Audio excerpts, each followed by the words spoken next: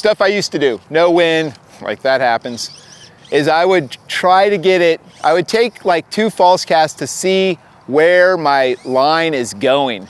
So like those new clear tips are really sweet. They're pretty hard for people to see because they're clear. So I wanted it to go, you know, basically right in front of that fish and well past it, like there. And the drag and drop it's the same.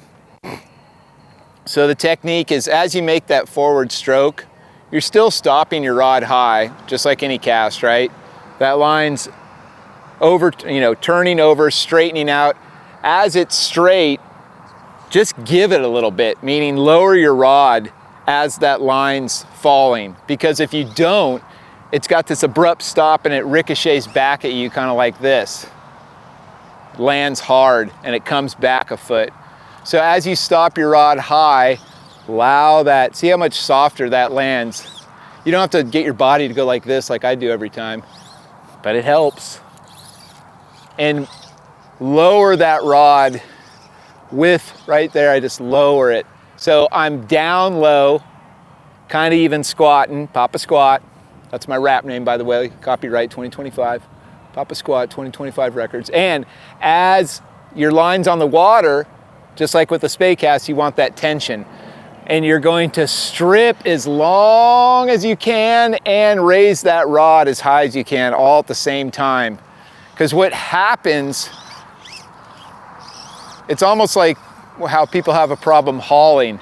They go to raise the rod, this is as high as it's gonna go. Your fly's still gonna be this far or this far underwater. Your rod's up here, then I'm like, drop it. You're like, drop it, the fish eats. You can't get tight to them, you miss your hook set anyways. Now you got all this line everywhere. So I'm just gonna kind of keep showing that over and over. So take 2 or 3 false casts, okay, it's in that area, let it go, let that line land.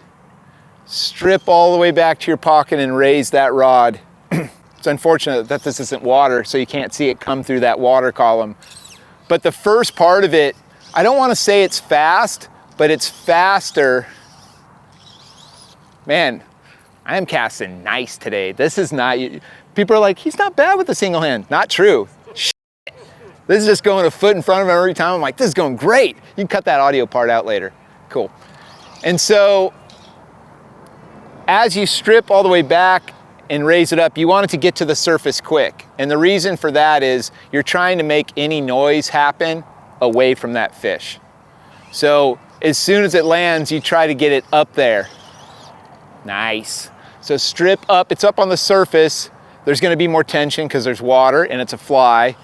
And once it gets up top, like right there, it'd be up top, I slow it down and I drag it where I think that fish is at. And you could put it on this side, whatever. If you put it in front of it sometimes, but you know, either side of the head is better. And when that electrical, I was like, thought that was my cast. I'm like, I'm not even casting.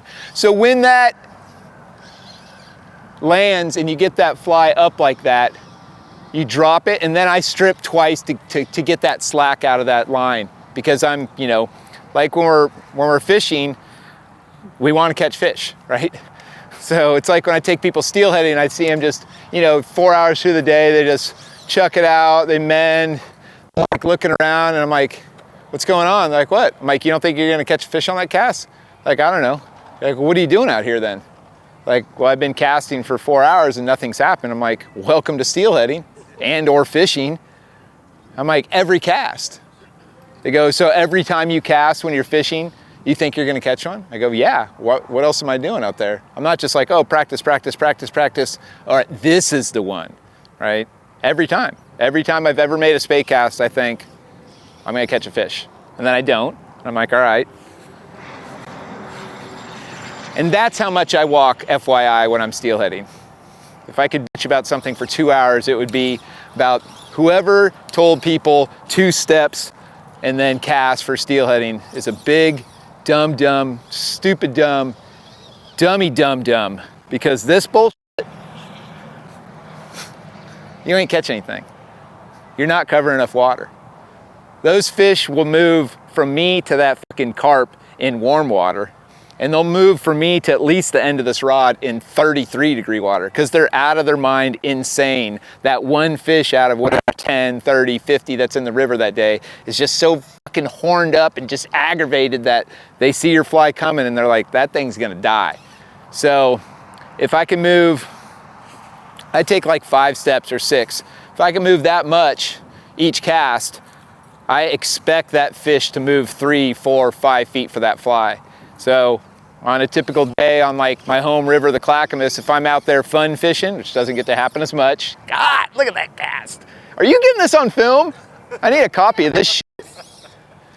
I'm just the best. My back is sore from all the padding I'm mentally giving myself right now. There's a lot back there. It is, it's really tough.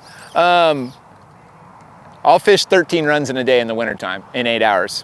Typical clients, we get 6, maybe 7. And I'm still like, hey, more steps. Nothing against people.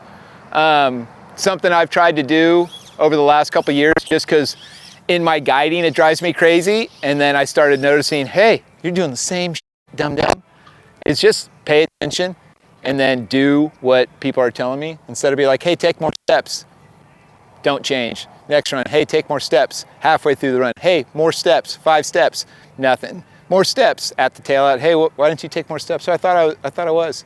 It's like, can you count just 1, 2, 3, 4, 5? That's after 4. That's how many steps you gotta take.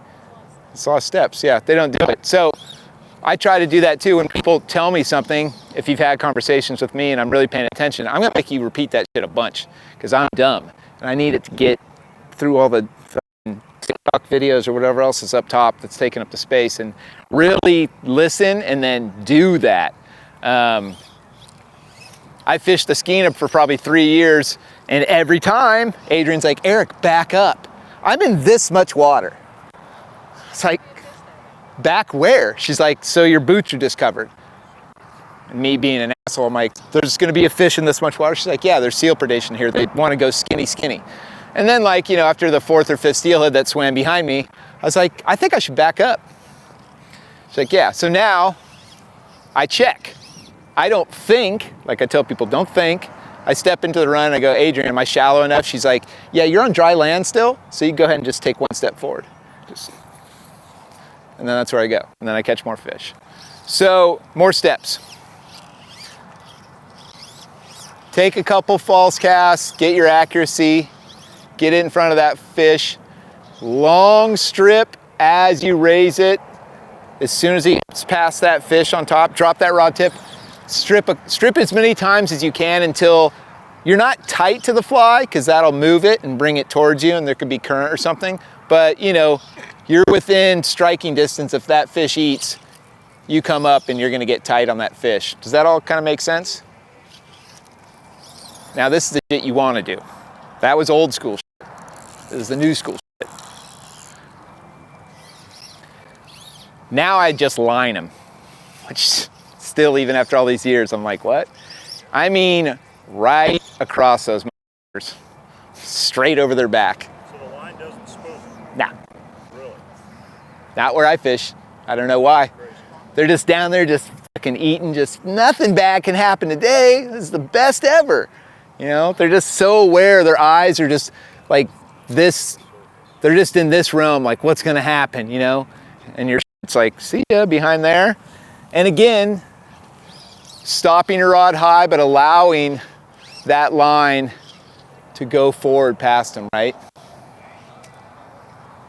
Dropping that rod, lining them. Once it lands, right away, get that fly up. So you're gonna blow a couple shots because you're not gonna move that fly fast enough or enough distance. And it's gonna, you know, nick their tail or something like that. And that's just part of practicing, right? Like, I'm not gonna go out and just pick up golf and just be I don't know, whatever golf terms are. I don't do it, par something or putt. I'm not gonna do the putting. But if I practice, I'll probably be able to do whatever that is. The reason why I think this works is they don't see it. It's from there, I'm dragging and getting it right there, right next to them, and I just drop it. They just instantly, it drops just perfectly in their eye. And And you're like, here we go. And then you either see a little gill flare or like a little wiggle, anything. Give it a 1/1000 count. You'll think they eat it. They're sucking, filtering, whatever. Give it a 1/1000 count. If you're missing fish, you're like, dude, I saw him eat it. You know, you drag, you drop, he shifts. You're like, fuck, he missed it. He didn't miss it, you missed it. Give it a 1/1000 count. And just experiment. And again, I'm not the know-all, be-all of carp. Maybe your fish eat instantly. And when you see it eat, you strike them and you're like, nah, man, like where I'm at, I said as soon as I see it, I get 9 out of 10 of them. Do that, don't listen to me. If you're missing fish a lot, give it that second and see if they're, you know, sucking it in, whatever. They don't really expel it super quick, but you have that, you know, kind of 1/1000 count to do it. So I'll experiment with that, and I'll do that just on a daily basis. Sometimes they're, you know, more on a feed and they just eat it right away. Other days, I'm telling them to hit them and the fly comes out.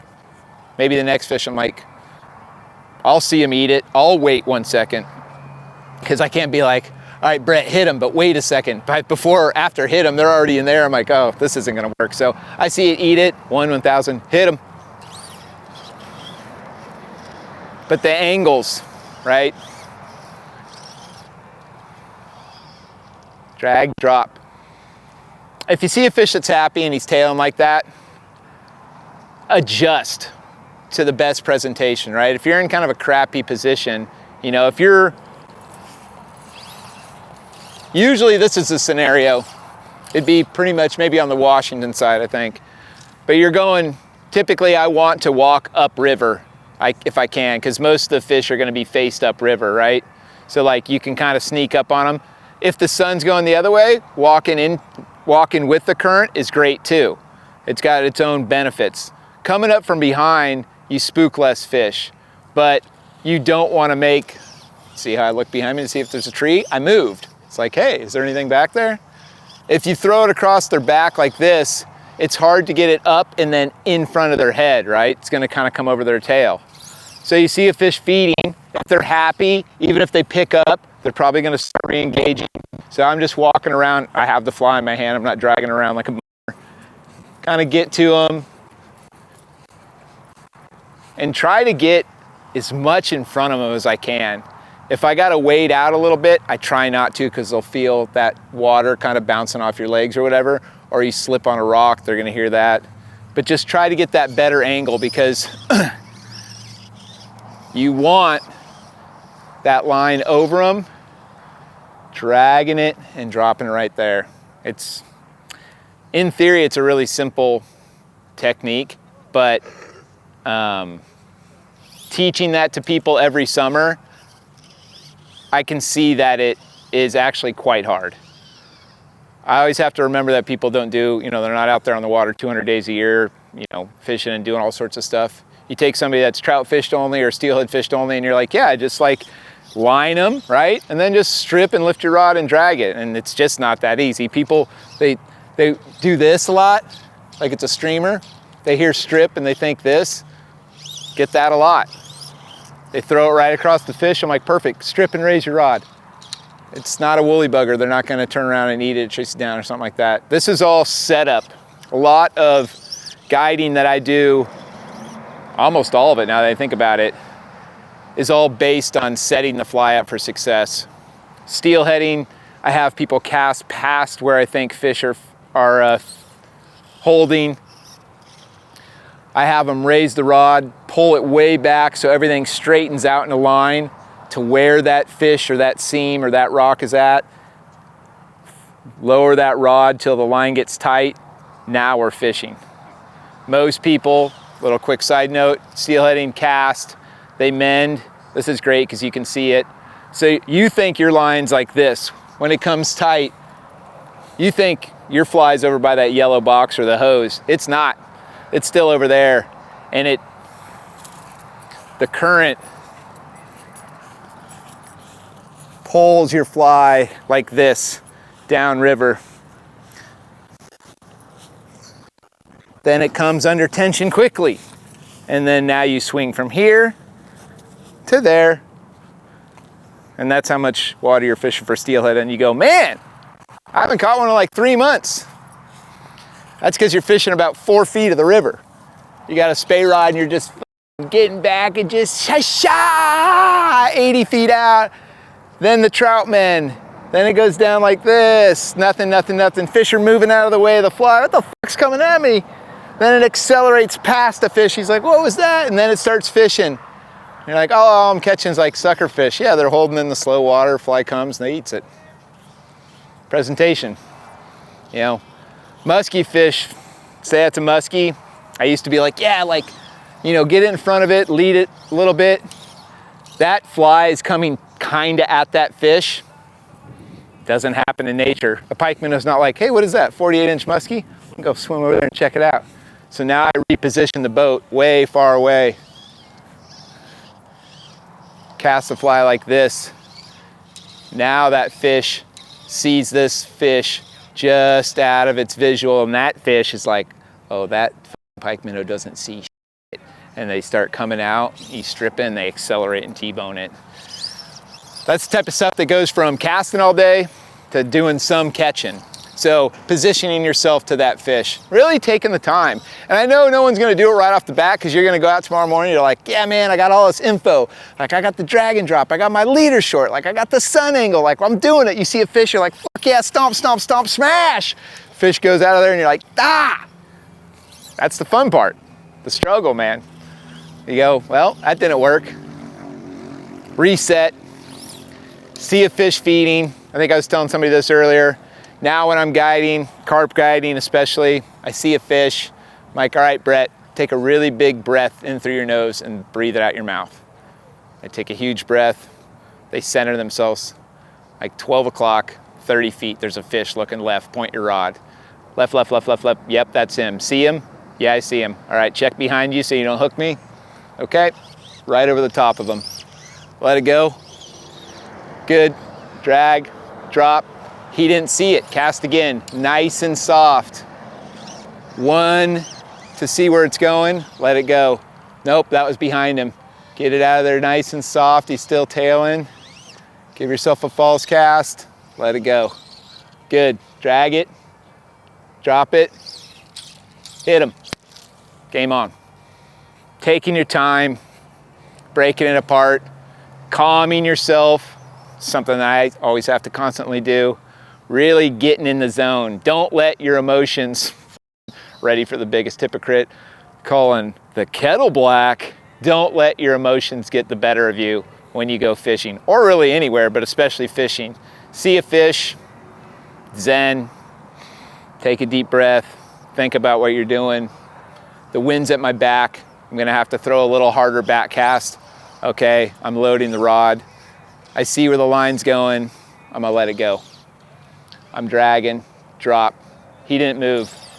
Slow, out of the water. Reset. A little bit in front of him. We'll try it, drag, drop. Didn't see it. Slow pickup. Behind him. Drag. Oh, saw it. Pop him again. The cool thing is, there's a lot of fish in Oregon and Washington, a lot. And July and August are pretty much prime time. So you're gonna get a lot of shots. Is it just my polarized glasses or is there a rainbow in that cloud? Okay, just make sure I'm not stroking out here. So yeah, I don't know if we've got a few rods or people can use mine, but you know, take a little bit, take some practice casts, work on that. I'll kind of walk you through it. It's a funny thing about clinics and demos and spay claves and stuff is all these people come out to them, they're all thirsty for information. Everybody's super nice. Anytime somebody wants to do a demo, they're like a little intimidated or embarrassed or not comfortable casting around people. Meanwhile, everybody else feels exactly the same. And everybody's like, come on, man, you can do it. Like everyone's got your back. They're not like, Brett sucks, dude. Nice jorts, right? No one's thinking that. They want you to succeed. They want you to be able to make that cast.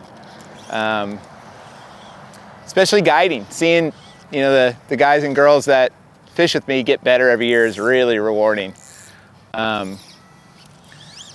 And there's no really wrong way to do it if it works for you, right? Again, 10 and 2, yeah, I can make it work. With the wind, I'll get my arm out a little bit. I've never filter rod load, so a lot of times I have to look at it and make sure that line's straightened out or I can't cast. But yeah, if anybody wants to,